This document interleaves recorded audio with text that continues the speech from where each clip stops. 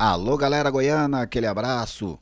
Sejam bem-vindos ao Futebol 62, o jornalismo esportivo do século 21.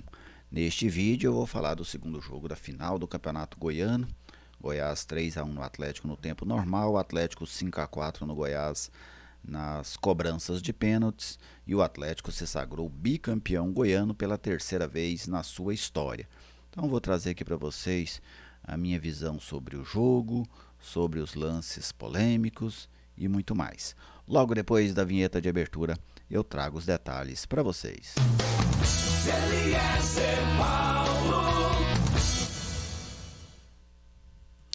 Eu estou aqui no Futebol 62 e com muita alegria recebo a sua visita. Seja bem-vindo ao canal. É uma satisfação contar com a sua audiência. Se você ainda não é inscrito, te convido a se inscrever e venha fazer parte desta comunidade que é totalmente dedicada ao futebol goiano, tá bem? Então vamos falar aqui de um grande parceiro nosso, né, que é a Lutei Magazine, ela que sempre está apoiando o Futebol 62, na Lutei Magazine, que fica ali na Avenida Ubaldina Naves de Brito, ao lado do Centro Comunitário do Jardim Balneário Meia Ponte. Você encontra moda em geral, utensílios para cama, mesa e banho, papelaria, bijuterias, calçados e muito mais, né? Uma loja imensa, uma gama muito grande de produtos. A Lutei Magazine também está no Instagram, no perfil @Lutei Magazine ou no WhatsApp 99402 7562. Lutei Magazine, parceira do Futebol 62. Vamos lá. Achar um modo racional, né, para a gente dividir esta análise. Eu vou falar primeiro do jogo, dos 90 minutos, tá bem? Vou focar nisso, depois eu foco em outras coisas, até para a gente priorizar o que foi o jogo. Eu vi durante a semana muitos discursos, né, muitas ponderações, mas o jogo foi basicamente o que eu esperava, em termos táticos, vamos dizer assim. Era um Goiás tomando a iniciativa do jogo e um Atlético marcando, se defendendo a vantagem que tinha e tentando explorar os contra-ataques, né? O Atlético fez isso, ao meu ver, com eficiência até fazer o primeiro gol. Ele não conseguia explorar os contra-ataques, né? O Atlético se defendia, não chegava praticamente ao ataque, mas se defendia bem. Tanto que o Goiás praticamente não criou ali naqueles primeiros minutos nenhuma oportunidade real e clara de gol. Então o Atlético fazia bem a proposta de se defender. Até que conseguiu num contra-ataque, ali já próximo de 30 minutos, né, chegar ao gol numa roubada de bola do Raul. Nele serviu o Gustavo Coutinho, que cruzou para o Luiz Fernando fazer o gol e decretar a sua artilharia de 10 gols no Campeonato Goiano. Até ali eu achei que o Atlético foi bem. E o Goiás não, né? O Goiás não conseguia incomodar a defesa rubro-negra. A partir dali, eu acho que o jogo teve uma virada de desempenho. O Goiás passou a ser superior ao Atlético. Empatou o jogo num cruzamento do Sander, que o Alisson passou por cima do Jefferson, né? O Jefferson ficou assistindo o Alisson passar por cima dele, 1-1. Depois o Goiás teve o Felipe Bastos expulso já nos acréscimos do primeiro tempo. Veio o segundo tempo e mesmo com 10 o Goiás começou a empurrar o Atlético para trás. Chegou ao segundo gol de pênalti, né, cobrado pelo Vinícius. Dali o Atlético tentou sair um pouco para o jogo. O técnico Mozart mexeu na equipe, colocou o Tubarão, colocou o Ayrton. O Tubarão, eu entendi que a tentativa era justamente essa, ter um pouco mais de posse de bola, de cadenciar. O Atlético até faz isso ali por 5, 10 minutos mais ou menos no máximo, depois volta a recuar novamente. Aí quando o Atlético já volta a baixar suas linhas, o Haldney foi expulso e a partir dali foi uma avalanche do Goiás em cima do Atlético. E o Goiás fez o gol que precisava para levar para os pênaltis, né, já nos acréscimos, mas antes disso o Goiás perdeu pelo menos 5 oportunidades. 3 delas claríssimas com o Matheus Peixoto, né? O Matheus Peixoto perdeu ontem uma chance muito real de decidir o jogo no tempo normal. Ele demonstrou um bom posicionamento, né, porque conseguiu achar os clarões na defesa do Atlético e eles apareciam a todo momento, mas ele não conseguiu executar bem as finalizações. Ele perde um gol cara a cara que ele chuta em cima do Ronaldo e duas cabeçadas dentro da pequena área praticamente que ele cabeceia para fora. E depois ainda teve uma jogada do Vinícius, que o Ronaldo fez uma boa defesa, e ainda um lance do Maguinho, que eu fiquei até na dúvida se ela raspou o travessão ou não, mas ela passou ali muito perto do travessão do goleiro Ronaldo, numa bola em que ele também ganhou do Jefferson, né, aparecendo nas costas do Jefferson. Então o Atlético, é lógico que tomou um gol nos acréscimos, né, e isso é dolorido para qualquer time, mas o Atlético, no tempo normal, ele se livrou de perder a final nos 90 minutos. Porque a reta final ali, o Atlético ofertou ao Goiás muitas oportunidades, e acabou que o Goiás desperdiçou a chance para mim de matar o jogo nos 90 minutos. Depois vieram os pênaltis, cobranças muito boas, né? Um nível de cobrança altíssimo. Os goleiros praticamente não tiveram chances, né? Não teve nenhuma jogada assim, nossa, o goleiro quase pegou, não teve. Os pênaltis muito bem cobrados e teve a polêmica ali do Hugo. E nós vamos entrar agora nos lances polêmicos daqui a pouco. É o trabalho dos treinadores, né? Como é que eu vi? Achei que o Goiás, na sua formação inicial, não conseguiu ser eficiente, né? O Felipe Bastos muito mal. Até imagino que ele seria substituído ali no intervalo, mas foi expulso antes disso, né? Comprometeu bastante a equipe. E o Atlético eu gostei, como eu citei, nos primeiros 40 minutos. As substituições do Guto melhoraram o time, especialmente quando ficou no 10 contra 10, as mudanças dele deram uma outra dinâmica ao Goiás. Palácios, Diego Gonçalves, Matheus Peixoto deram muito trabalho para a defesa do Atlético. E o Atlético ele foi caindo de qualidade. O Atlético fez 30 minutos bons no início, depois os últimos minutos do primeiro tempo já foram razoáveis, também razoáveis os primeiros minutos do segundo tempo. Depois o Atlético foi caindo e os últimos minutos do Atlético foram dramáticos, né? Realmente dramáticos. A reta final de jogo do Atlético eu não gostei. Achei o Mozart muito medroso. O Mozart baixou as linhas num 11 contra 10. Num 11 contra 10, ele até segura a bola ali por 5, 6 minutos, depois ele abandona e se volta, o time dele todo lá para trás. O Mozart ontem deu sorte, sabe? No futebol você precisa disso também, né? Mas em termos de estratégicos, o Mozart arriscou demais, mas acabou levando o título nos pênaltis. Em termos de jogadores, né? Começar pelo Atlético, que foi campeão. Ronaldo fez uma boa partida, né? Não teve culpa nos gols e foi seguro. A defesa do Atlético eu não gostei de nenhum dos 4 jogadores. Não gostei da lateral direita. Quantas bolas o Sander não cruzou ali por aquele lado. Não gostei da lateral esquerda. O miolo de zaga não funcionou. Não funcionou quando estavam só 2 jogadores. Não funcionou quando teve 3 jogadores ali na reta final. Então foi um desempenho muito fraco da defesa do Atlético. O Matheus Salles foi razoável, muito combativo, né? Ele é aquele volante pegador, fez o seu papel. O Haldney para mim foi muito bem no jogo, gostei muito do Haldney.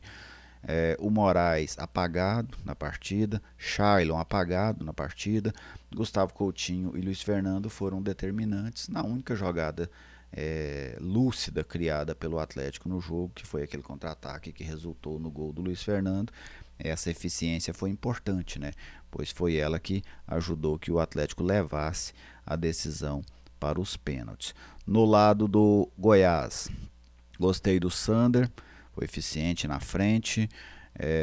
O Apodi não foi bem no jogo. Os zagueiros do Goiás tiveram pouco trabalho com a defesa do Atlético. Os volantes, William Oliveira, razoável. Dieguinho não foi brilhante. O Felipe Bastos mal, né, e ainda foi expulso. O Alisson fez o gol, né, perdeu a bola do gol do Atlético e depois acabou fazendo o gol, ficou elas por elas. O Nicolas não foi bem. O Vinícius foi razoável, eu diria. Bateu bem os 2 pênaltis que ele cobrou no tempo normal e depois na disputa por pênaltis. Diego Gonçalves entrou razoavelmente bem. Matheus Peixoto cumpriu bem uma parte, se posiciona muito bem, né? Aparece, consegue criar espaços, aproveitar os espaços da defesa adversária, mas foi muito mal na finalização, né? Você não pode, numa decisão de campeonato, perder 3 gols da maneira que o Matheus Peixoto perdeu. Palácios entrou muito bem no jogo, deu uma dinâmica ao jogo, foi valente, fez o terceiro gol, foi um jogador realmente importante. Deu um gol na cara para o Matheus Peixoto fazer, ele acabou desperdiçando, mas entrou muito bem na partida. E o Maguinho, muita disposição, né? Não teve tanto rendimento assim, mas teve disposição e teve uma jogada ousada dele, que ele entra nas costas do Jefferson, né? Ganha a frente do Jefferson, na verdade, e aí ele chegou dividindo com o lateral do Atlético e a bola passou muito próximo do gol do goleiro Ronaldo. Agora vamos aos lances polêmicos. Eu vou ser sincero aqui com vocês que me acompanham aqui no Futebol 62. Eu não gosto de trabalhar em clássico, sabe? Sou franco, não gosto de trabalhar em clássico. Acho que é uma carga emocional grande, é muito desgastante, sabe? Mentalmente falando, é muito desgastante, mas faz parte da profissão, né? Vamos lá. O primeiro lance, o pênalti que o Wilton deu e depois voltou atrás. Para mim ele acerta. Acerta em voltar atrás. Porque é um lance nítido, a bola bate. Para mim o Rodrigo Soares foi infantil na jogada, ele deu sorte. Ele foi infantil porque ele pula com o braço para cima. E isso não se faz, né? Ele teve um erro estratégico ali. Só que a bola bate primeiro na cabeça dele, depois ela bate no braço. Então, para mim, o Wilton acertou em anular o pênalti. O lance do Felipe Bastos, o cartão, né? Eu ouvi tanta coisa assim, nessa questão do Felipe, que ele deu uma voadora no jogador do Atlético, no Haldane, né? Me parece que era ele ali na jogada. Eu não vi essa maldade do Felipe Bastos, eu vi imprudência. Do Felipe eu vi imprudência. Eu até acho que ele tenta tirar a bola. Ele dá o carrinho para tentar tirar a bola. Aí o jogador do Atlético tira a bola primeiro e aí ele acaba atingindo o jogador do Atlético. Ele realmente comete a falta. Acho que era um lance que dava para o Wilton administrar. Porque tem hora que você tem que saber administrar o jogo. Mas não vou computar isso como um erro do Wilton. Sabe? Não vou computar como um erro do Wilton pelo risco que o Felipe Bastos assumiu. Ok? A expulsão do Haldane. Para mim, apesar de ter sido uma jogada dura, uma trombada dura entre ele e o Sander, eu não daria o segundo cartão amarelo. Eu não vi no Haldane a intenção de agredir, eu não vi ele indo por cima da bola. Ele tem um choque forte com o Sander, porque ele tenta girar em cima da bola. Tanto é que o Sander saiu do jogo, né? Após aquela jogada, o Sander saiu do jogo, mas eu não daria o cartão amarelo para o Haldane. Por exemplo, o lance que eu citei do Felipe Bastos. O Emerson Santos, no lance que ele comete o pênalti, falando do pênalti já a favor do Goiás, para mim foi pênalti, um pênalti infantil. O Nicolas de Costa saindo, né, correndo em direção oposta ao gol. E aí o Emerson dá o carrinho, acerta o tornozelo dele. Para mim o pênalti foi bem assinalado.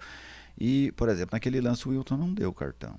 Por isso que eu falo, é questão de administrar o jogo. Ele não quis dar o cartão naquela e deu o cartão para o Felipe.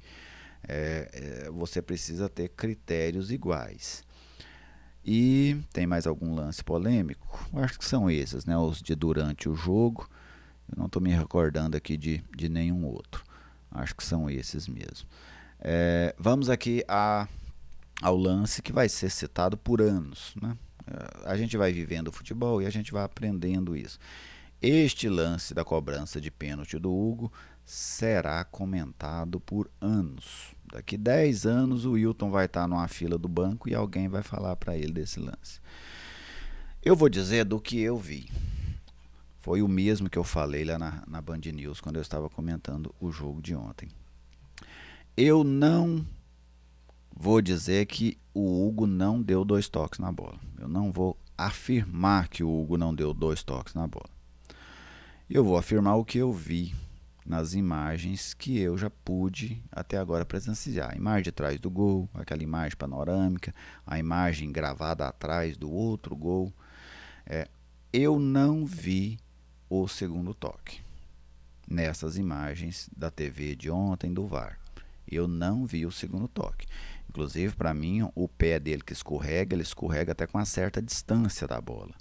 Então, eu não vi os dois toques. Não vou cravar que não houveram, porque pode aparecer amanhã uma imagem que mostra esse segundo toque. O VAR, para agir, ele precisa ter certeza do lance, porque ele estava corrigindo uma decisão da arbitragem. O Wilton deu o gol. Ele deu o gol. Então, o VAR, para corrigir um lance da arbitragem, ele precisa ter certeza absoluta, não pode ser dúvida. E o VAR provavelmente teve essa certeza, tanto é que invalidou o gol. Para mim, o Wilton cometeu um erro grave para ele. Não vou falar nenhum erro em cima da regra, um erro estratégico. Ele tinha que ir no VAR. Sabe, o Wilton não poderia terceirizar uma decisão como essa, porque quem vai ser cobrado é ele. Pensa, reflita comigo. O Wilton chegou em casa, aí ele olhou o lance e ele achou que não tocou. Estou dando um exemplo só. Ele achou que não tocou. E aí? E aí? Não foi ele que tomou a decisão. E era ele quem tinha que tomar a decisão, porque não era uma decisão de impedimento. Não é aquela decisão assim, ó, está ou não está impedido, você traça a linha e pronto. Era uma decisão opinativa. Era uma decisão que o árbitro precisava tomar. Então o Wilton tinha que ir no VAR, o VAR estava lá, o Wilton tinha que ir no VAR e olhar e ele tomar a decisão, para um lado ou para o outro. Porque é o Wilton que será cobrado, é o Wilton que será questionado. Muita gente vai dizer que acertou, como está falando, muita gente vai dizer que errou, mas não foi o Wilton que decidiu. Quem decidiu aquele lance não foi o Wilton e para mim ele cometeu um erro estratégico sobre isso. Tá bem? Basicamente foi isso que eu vi nesse jogo, foi isso que eu acompanhei. Em outros vídeos eu vou falar da preparação dos times goianos para o brasileiro, vou falar dessa questão da polícia no jogo de ontem, mas eu quero gravar isso em um outro vídeo. Muito obrigado a vocês, fiquem à vontade para fazer o comentário, podem concordar, podem discordar, o espaço aqui é sempre muito democrático. Grande abraço a todos e até a próxima.